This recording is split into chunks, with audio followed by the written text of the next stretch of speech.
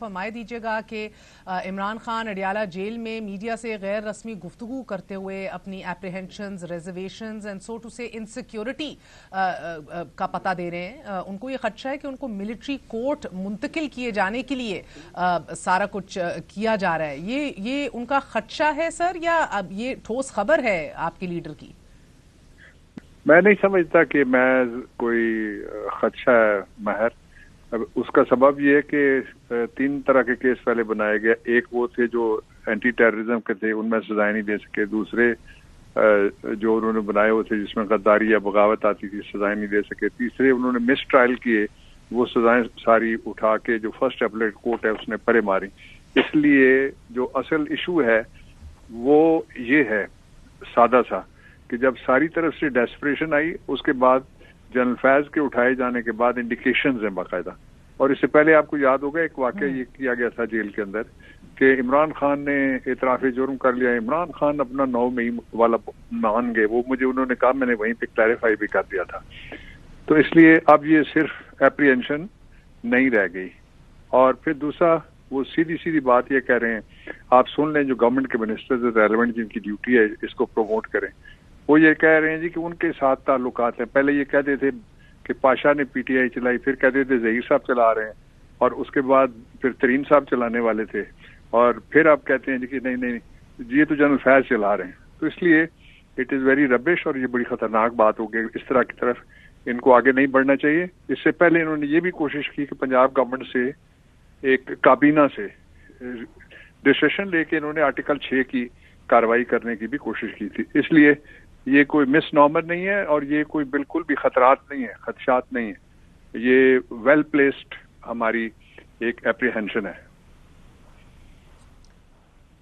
سر 9 میں آپ پائی کے وکیل ہیں، 9 مئی کی پلاننگ میں اگر جنرل ریٹائرڈ فیض حمید کا کوئی کردار ثابت ہو گیا، کتنا خطرناک ہوگا یہ عمران خان کے لیے؟ اور کیا جنرل فیض کے ٹرائل میں عمران خان کو بھی شامل کیا جا سکتا ہے؟ دیکھیں، جو جنرل فیض ہے ان کا 9 مئی سے کیا تعلق ہو سکتا ہے؟ ان کو کیا اپنے جو سابق ادارہ ہے اس میں سے کسی نے، یا جو گرفتار کرنے آئے تھے وہ کون تھے ابھی نہیں پتا، اس لیے کسی کا نام نہیں لیا جا سکتا. انہوں نے بتایا تھا کہ ہم آج ان کو گرفتار کریں گے اور اس کے بعد یہ ہوگا یہ ہوگا یہ ہوگا.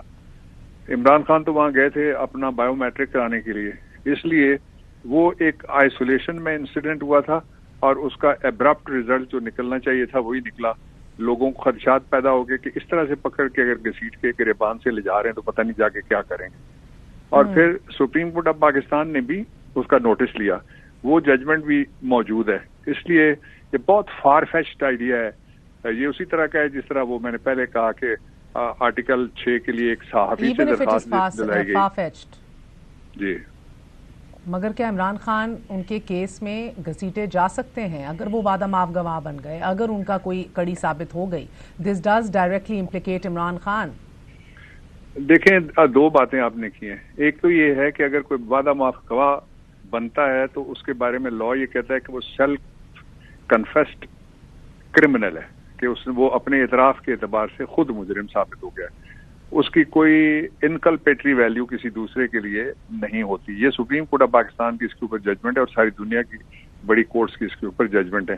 اب دوسرا آ جائیے کہ کیا ان کو گھسیٹا جا سکتا ہے. آپ کو یاد ہوگا ایک وکیل صاحب جن کی کوئی لٹیگیشن فیملی کی چل رہی تھی، ان کے والد اور ان کی والدہ کے درمیان، وہ وہاں ان کے والد مارے گئے بلوچستان کوئٹہ کے اندر. اس کیس میں بھی ان کو گھسیٹا گیا تھا اور پھر منہ کی کھانی پڑے گی. بتائیے گا سپریم کورٹ سویلینز کے ملٹری کورٹ میں ٹرائل کے حوالے سے حتمی فیصلہ کیوں نہیں دے دیتی؟ حتمی فیصلہ پہلے سے موجود ہے، جو شیخ لیاقت علی کے مقدمے میں موجود ہے. آپ کو یاد ہے ایم کیو ایم غالباً اور کوئی کسی اور تنظیم کے تعلق رکھنے والے 8 لوگوں کو سزائے موت دے دی گئی، اور اس کے بعد پھر سپریم کورٹ آف پاکستان نے ایک ججمنٹ دی. اب یہ نئے سرے سے انہوں نے تحرک کیا ہے. وہ بھی نواز شریف کا دور تھا، یہ بھی نواز شریف کا دور ہے. اس نئے تحرک کے اوپر جو آپ میجورٹی کا جو ویو دیکھ لیں ابھی تک جو سامنے آیا ہے، فوری طور پہ بیٹھنا چاہیے. فوری طور پہ یہ دیکھیں نا، security of a person, his life and body, یہ آرٹیکل 9 ریاست کو پابند کرتی ہے. میرے آپ سمیت سارے جو لوگ ہمیں جو ٹیکس دے کے چلاتے ہیں، ان کو تنخواہیں دیتے ہیں، इनको सारी मराद देते हैं, मुफ्त पेट्रोल इनको देते हैं, मुफ्त इनको घर देते हैं, मुफ्त इनको इलाज देते हैं, हमें खुद कराना पड़ता है अपने पल्ले से सारा कुछ। तो ये इनकी जिम्मेदारी है, इसको एब्डिकेट ये नहीं कर सकते। इसलिए इस सारी सूरत हाल में से कौम को निकालने के लिए मैं आपके सवाल का फायदा उठाते हुए सुप्रीम कोर्ट से मुतालबा करना चाहता हूँ पाकिस्तान तहरीक इंसाफ से कि फौरी तौर पे इस पे आप पूरा सुप्रीम कोर्ट बिठा लें। ये बहुत इंपॉर्टेंट इशू है और अभी तक एक जो भुट्टो वाला फैसला था वही नहीं हजम हो रहा, अभी तक मशरकी पाकिस्तान वाले इलेक्शन की धांधली नहीं हजम हो रही। तो ये वो और दौर थे, ये बिल्कुल भी हजम ना होने वाली बात है। इसलिए मैं वार्न करना चाहता हूँ जिस किसी की भी ये ख्वाहिश है कि इमरान खान की सेफ्टी को कोई नुकसान नहीं पहुंचना चाहिए, इमरान खान की सलामती को कोई नुकसान नहीं पहुंचना चाहिए। ये बराह रास्त लोग अपने ऊपर और अपने मुल्क के ऊपर और अपनी बका के ऊपर हमला तस्वर करेंगे। सर, उनकी सेफ्टी और सलामती को क्या खतरा है अगर उनका केस मिलिट्री कोर्ट में चला? वो इतने खौफजदा क्यों है?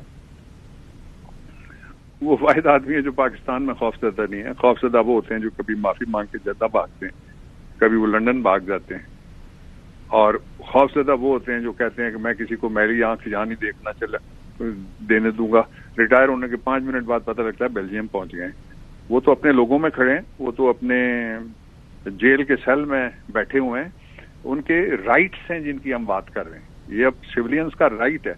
आर्टिकल 14 है, वो भी कहता है कि जो डिग्निटी ऑफ मैन है उसके खिलाफ कोई कानूनी कार्रवाई सिरे से की नहीं जा सकती।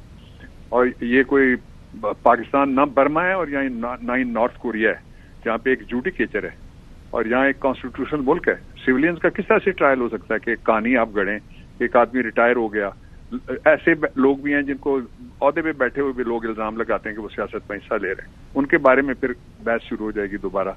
और फिर तीसरा जो मेरे यानी आप if you ask me as a person, as a Pakistani and as a ordinary citizen, तो मेरे लिए बड़े कंसर्न की बात है कि जिस हम एजेंसी को दुनिया की प्राइम एजेंसी मानते हैं, पता लगे कि जी उसके जो 6 साल जो ऐड करते रहे वो करप्ट भी थे, वो गद्दार भी थे, वो बड़े बेईमान थे।